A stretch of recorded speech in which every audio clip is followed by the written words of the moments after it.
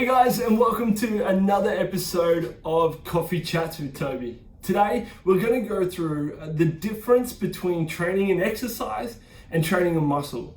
So the truth is, there's actually no right and wrong answer to this discussion, but I think it's super clear that we need to make sure that we understand what our purpose is to make sure that we're getting the most effective way of actually exercising what it is that we're trying to exercise. So oftentimes there is a consistent debate about what is the right technique for any given exercise.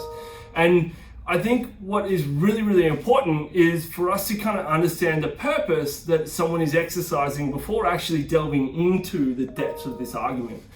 So oftentimes I have these discussions around certain movements or exercises, if you will, like a deadlift. Now, some people, they're just kind of really focused on getting a stronger lift or better at doing a deadlift. And so the technical component to that is really kind of vague, or it opens up the opportunity to be performing a deadlift in a multiple of different ways. And really, in that case, it's about, all right, well, what movement or what articulations and angles can I put my body in to develop the most amount of weight lifted? Now, although this might get you the best result in regards to the numbers or the volume of weight that you actually lift in the deadlift, by changing the different angles of different joints, you are basically actually changing what muscles that you are in fact engaging. So to kind of give you a bit of an example, if I'm going to stand up and I'm going to do the deadlift movement, I'll just move back so you can actually see my knees as well. Basically, if I'm going to do a movement where all my hip hinge is kind of taking my hips back, and you can see here that my knees aren't actually bending forward very much, a lot of the tension is going to be created, and therefore the force created, from my hamstrings and glutes. Yeah, when I lift up and drive my hips forward, I'm still going to get some quad activation because there is knee extension that is occurring. However, if I'm going to do a deadlift and allow for more knee bending and a very different angle in my torso and hips, as you can see here that I'm demonstrating here by allowing my knees to come forward and being a lot more upright, my quads are going to get engaged a hell of a lot more, and the chances are I'm going to be able to lift a little bit more weight as well.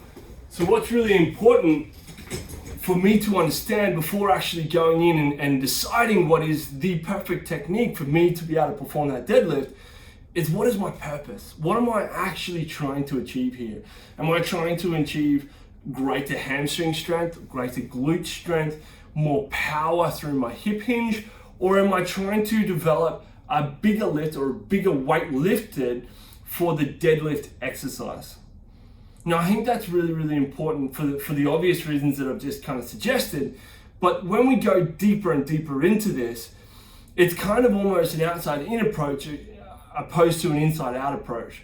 So oftentimes when I see clients in the gym, or even training myself, what I'm actually caring about is, I want to build this muscle. Now that might be for rehabilitation reasons, it might be for performance reasons for a given sport sport, for instance, or hobby, or it might be because aesthetically, I just want bigger hamstrings or bigger glutes, which is completely fine as well. And in those kind of cases, the angles of the exercise become really important, because we all know, and if we don't, we should know that a muscle has an origin and insertion, meaning a start or an attachment point on one part of the bone and an attachment point through its tendon on another part of the bone. And what it does is contracts and creates different angles and forces, which means that the angle in which I have my body is going to change what muscles are actually being engaged throughout that movement. So if I'm trying to get bigger hamstrings by doing a deadlift, it's really important that I get more into that bum back, knees not moving forward position, and have my torso come down more, so I'm putting more tension through my hamstrings and generating my force more from my glute, my hamstrings, as opposed to the other movement where I was allowing the quads to become more involved. Another really good example is a bench press. You know, we change the angles of a bench press to engage or recruit different parts of our pectoral muscles. Now, there's a lot of arguments that can be brought up when it comes to recruitment. You've got the all-in, one in all-in kind of mentality where you can test the different parts of the body, and the electrical stimulation of those muscles is one in all-in, meaning you can't kind of signify or attribute the force production from different parts of a muscle. It's one in all in, so it's either all of the muscle or none of the muscle, essentially.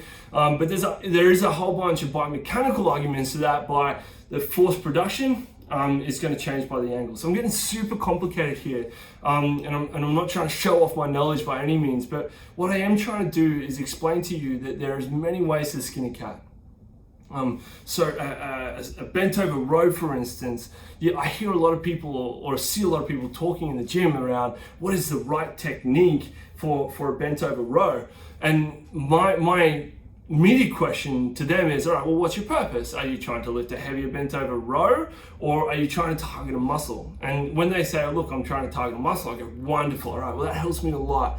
Now, what muscle are you looking for? And if they say, rhomboids or even sometimes upper traps, I'm like, right, well, we want to kind of be upper traps. You kind of want to be a little bit more upright, so the resulting force is kind of more up in the upper trap position.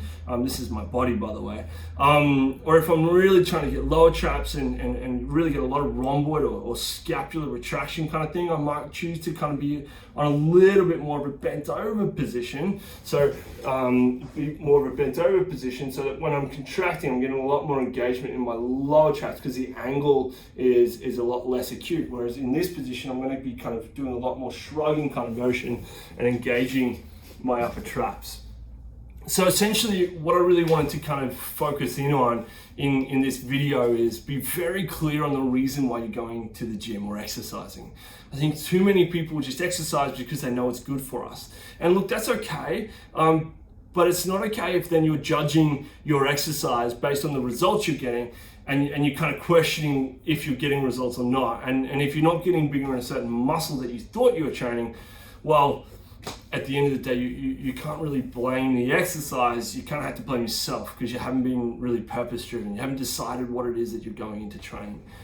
And if you do understand what muscle groups you are going into train, well, you should be really clear on where the origin insertion or the attachments points and what angle is best to activate those muscles. And then it becomes a lot more clear, or at least get you on the right train of thought when it comes to utilizing the right technique. So I hope I haven't just confused the living daylights out of you guys. If I have, I'm very sorry. Feel free to drop me a line and I can explain myself a little bit further for you, or even answer some really specific questions if you guys have got any. But anyway, I hope that's helped a little bit in terms of this whole is it the right technique side of things. The most important thing is obviously remaining safe and doing the movement in a controlled manner that is comfortable yet difficult and not causing damage to any joints. But I think it's very important to know that you can be non-damaging, so safe, but change the angles a lot and it still be considered the right technique. It's just, is it the right technique for the purpose that you're trying to achieve? All right, I've talked far too much already and gone around in circles a few times, but I hope that helps. I hope you have a wonderful weekend, and until next time, my friends, take care, look after yourself, and we'll catch up again real soon. Cheers.